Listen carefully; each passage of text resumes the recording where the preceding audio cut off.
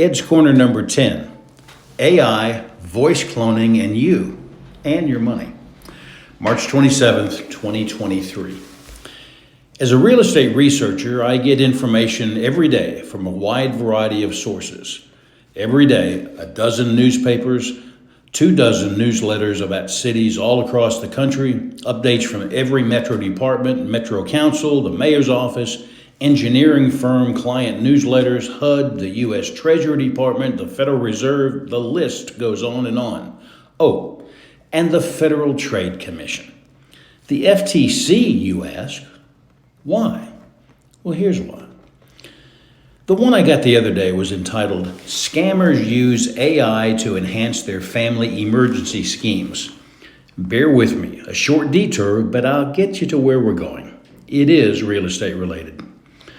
The grandparent scam has been around for a long time, where a voice, the scammer, phones a grandparent, the mark, at about 2 a.m., waking up the grandparent, ensuring their grogginess, saying they've been arrested, nothing evil, just being a dumb college kid. And they're in jail. They need bail money and they need it fast.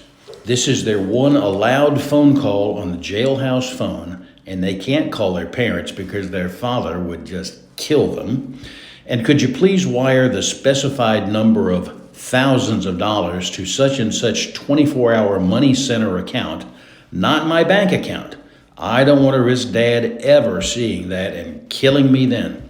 And please do it quick, so as quick as you can. And I need you to do it, and don't call my parents, and blah, blah, and don't call my parents. And please hurry, Gammy. Throw in a few facts to confirm it's them. What college, what city, their major, exams are coming up, and I'll have to drop out of school if I'm in jail. Maybe they don't give details at all. After all, the less time on the phone, the better for the scammer. College-age kids are the perfect ones to imitate, since grandparents often don't see the grandkids but maybe a couple of times a year, so the voice impression need not be perfect, just passable in that 2 a.m. fog.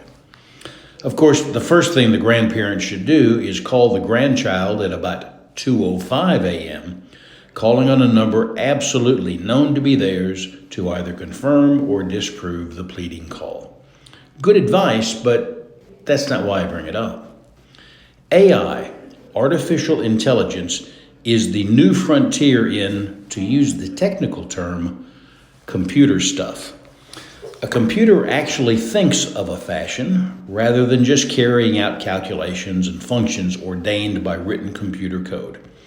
Its cousin, CGI, computer-generated imagery, used to be just a fun way in movies to blow stuff up without actually having to build it.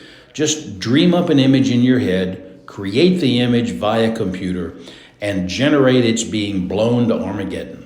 Matte paintings and backdrops were replaced by computer images, faster and cheaper and easier to make while being movable and malleable and easily editable and retakeable and showable from different angles via a computer manip and the flip of a joystick. Cast of thousands scenes were now manufactured by taking 50 people and replicating them and replicating them and replicating them to fill the screen. Green screens and white balls on green suits became all the rage in movie making. But in a recent Star Wars movie, another episode in the seemingly forever series, showing either creative artistic imagination or how to keep beating a dead horse for fun and profit, depending on your point of view and your demographic. Peter Cushing, a celebrated but deceased actor from a prior movie, was generated by computer and had a role in the new movie. Go to YouTube and you can look at the side-by-side comparison, alive and CGI, which is which. Then imagine not having the prior movie version on the screen. We've come a long way from, is it live or is it Memorex? So what does this have to do with you and real estate? Turns out, plenty. Hang on, I'm almost there. In the past, in that 2 a.m. call to a grandparent, the scammer had to do an impression of the grandchild's voice. Maybe they'd heard the voice and had a starting place. Maybe not, just a shot in the dark. But now, according to my pen pals at the FTC, scammers are picking out grandchildren and surreptitiously recording them speaking, then feeding that into software that lays that exact voice on top of a script.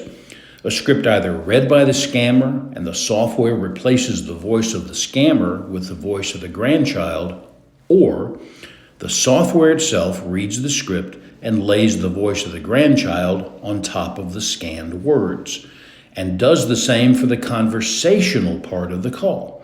The exact voice of the grandchild, not some rich little light, is what the grandparent hears.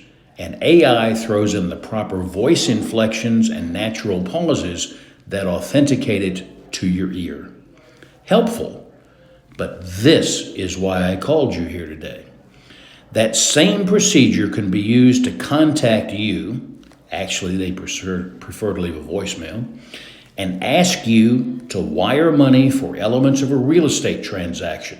Hard money, down payments, inspection fees, closing expenses, mortgages, planning and codes and water and sewer fees, inspection fees, the actual purchase of a property.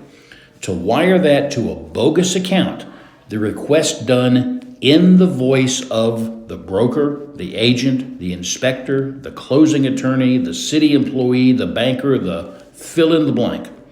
A voice you know and trust because it is that of a person you know and trust.